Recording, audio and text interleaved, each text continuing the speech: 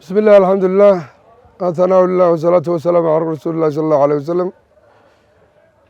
شينا waad mahadsantahay walaale intan deegaanka joogay waxaa ila yaabadnaa bulshada ila fadhida oo wixii aad u sheegtana kula suuragal ma qolaan u imid waxaan idhi war waddo waxaa la hadalhayaa ka bixi doonta magaalada Qabdahar waa laamiga wardheer aadaya way waxaan idhi laamiga wardheer baa la hadalhayaa in laami iman doono oo la samayn doono wax gaadidoon idin kireeyo ma haysataan iyo wax shaqaale oo dhalinyaro oo idin shaqaalay suuragal ma haydaan oo suuragal agtooda wax ka aba ma jiro dhulka ay leeyihiin inay dhistaan oo ka shaqeeyaan oo lacagahoodii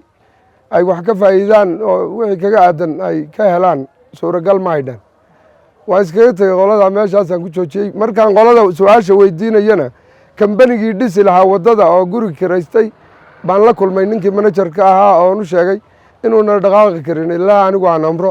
oon gaadiid u keeno oon shaqaale u keeno oo wixii annagu aanna qaban karin uu keensan karo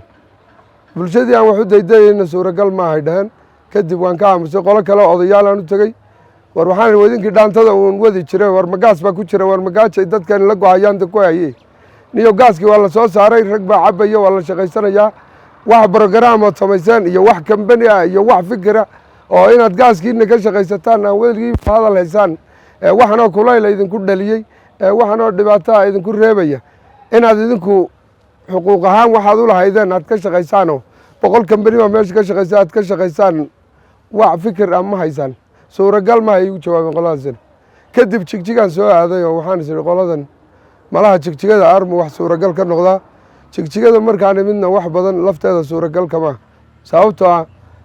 cursiga soomaaliga horta ruuxa soomaaligu wuxuu diin u haysta qabiil wey diinta waan sheeganaa una ma haysano qabiilka diinino ah sababtoo waxaad maqlaysaa nin luuqad kale ku hadlaya baa qolo wacdii waxaa lagu leeyahy war ninkan maxaad noolahay niya waa nin muslim waaba nin af axmaar ku hadlaya ama af gaalaad ama af ingiriis waa soco oo soco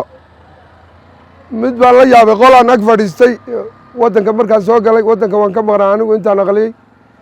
anigu qurba joogna ma ahayn qalbi joog baan ahaa dadku waa afar bay u qaybsamaan waa qurba joog iyo qalbi joog iyo qurun joog iyo qaran joog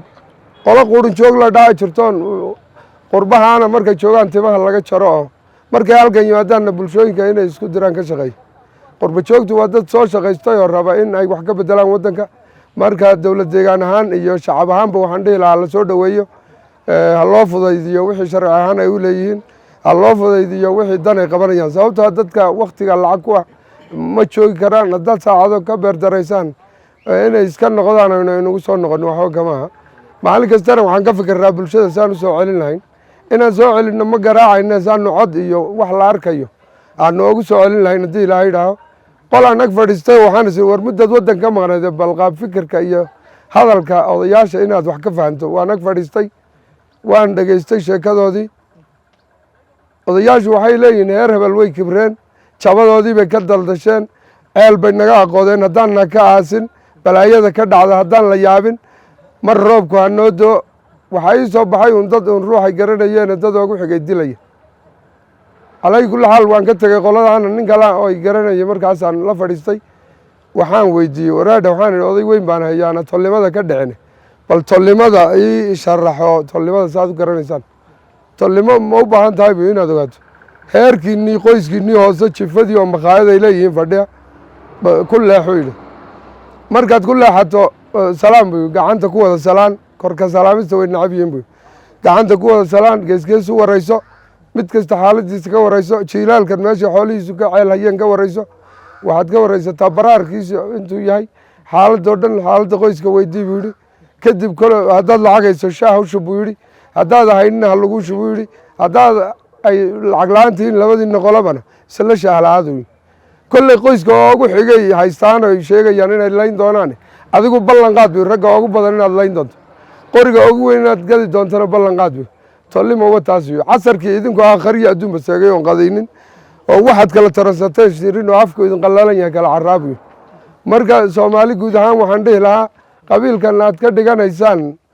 diinta iska daaya haddii ilaha idhaha qabiilka ilaahay siduu inoo sheegay jala jalaaluhu litacaarafuu